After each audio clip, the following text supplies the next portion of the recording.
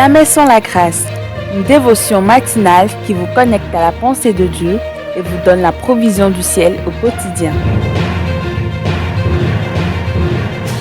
Bonjour chers amis, chers internautes, chers téléspectateurs, bienvenue dans cette deuxième dévotion de cette semaine. Que Dieu vous bénisse, Seigneur. Encore une fois, nous t'apportons, nos chers internautes, ceux qui nous suivent partout, ceux qui nous encouragent, ceux qui n'ont pas aussi le temps de le faire, d'écrire un commentaire. Merci Seigneur pour toute la provision que tu donnes au travers de cette dévotion. Merci Jésus. Amen. Alors, chers amis, chers internautes, j'aimerais vous encourager ce matin à partager cette parole, à publier, à liker nos dévotions. Vous savez, je sais, il y a beaucoup qui nous suivent et qui écoutent cette dévotion dans la version audio. Mais vous savez quoi? Vous pouvez nous soutenir aussi en vous abonnant à notre chaîne YouTube et à liker, à donner plus de visibilité pour que nos dévotions soient aussi recommandées. Donc, n'hésitez pas, même si vous nous suivez en audio, allez juste quelques secondes sur YouTube et liker, partager pour donner plus de visibilité à ces dévotions. Amen. Que Dieu vous bénisse. Et ce matin, nous continuons dans le passage que nous avons lu hier. C'est dans Jean chapitre 4, le verset 6. Jean chapitre 4, le verset 6. Là, il est écrit. Là se trouvait le puits de Jacob et Jésus, fatigué du voyage, était assis au bord du puits.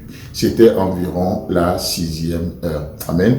Hier, nous faisons la distinction entre le fait d'être fatigué et le fait d'être faible. Le fait d'être fatigué ne signifie pas que vous êtes faible. Non, pas du tout. Mais parce que nous sommes dans un monde où la faiblesse est détestée, est méprisée, qu'est-ce qui se passe? Nous multiplions des activité sur activité pour prouver à tout le monde qu'on n'est pas faible. Et du coup, au travers des activités que nous multiplions, on pense qu'on est en train de prouver notre force. Vous voyez, et là, ce qui fait que même parfois, quand on se sent faible, quand on est faible physiquement ou fatigué physiquement, qu'est-ce qui se passe? Pour ne pas montrer cette fatigue ou cette apparente faiblesse, qu'est-ce qui va se passer? C'est là où beaucoup commencent par multiplier des tasses de café pour tenir le coup.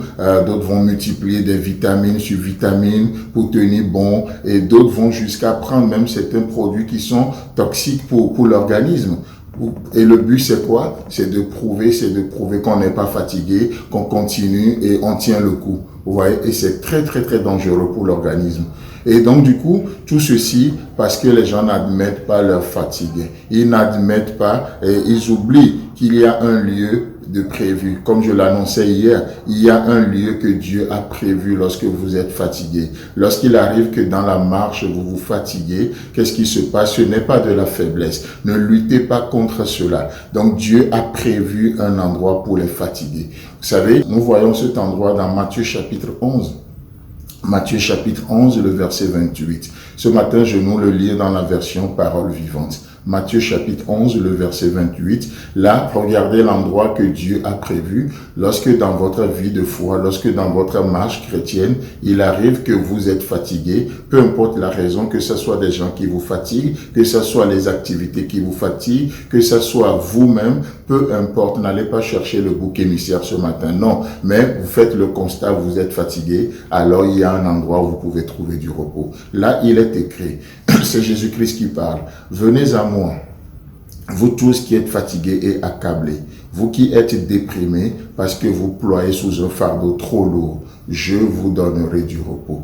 Oh, quelle promesse, quelle compassion, quel cœur. Vous savez, Jésus-Christ ne va pas vous rejeter parce que vous êtes fatigué par la vie. Il ne vous rejette pas comme le monde le fait. Au contraire, il nous invite ce matin. Tu te sens fatigué? Peut-être tu t'es même levé ce matin et physiquement même, tu te sens fatigué. Il y a un lieu de repos. Peut-être spirituellement, tu te sens fatigué. Tu n'as pas besoin de mettre de camouflage. Tu n'as pas besoin de jouer à la politique de l'autruche. Tu n'as pas besoin de faire comme si de rien n'était. Il y a un endroit de prévu pour toi. Dieu a tout prévu et il a tout pourvu. Il a tout prévu et il a tout pourvu. Aujourd'hui, vous n'avez pas besoin de vous débrouiller. Il y a un endroit et notre Dieu, il nous invite, il nous appelle, il est conscient et ce matin il dit, venez à moi. Il ne vous appelle pas à une activité quelconque. Il ne vous appelle pas à un programme donné.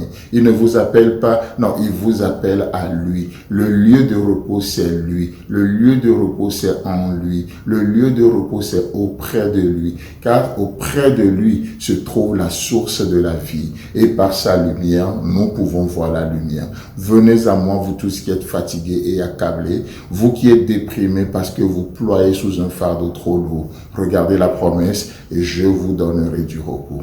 Alléluia. Chers amis, chers internautes, chers téléspectateurs, que Dieu vous bénisse et si Christ tarde à venir, on se retrouve demain. Si vous avez aimé cette émission, parlez-en à vos amis. Parlez-leur du message de la grâce et de ce qu'il fait dans vos vies.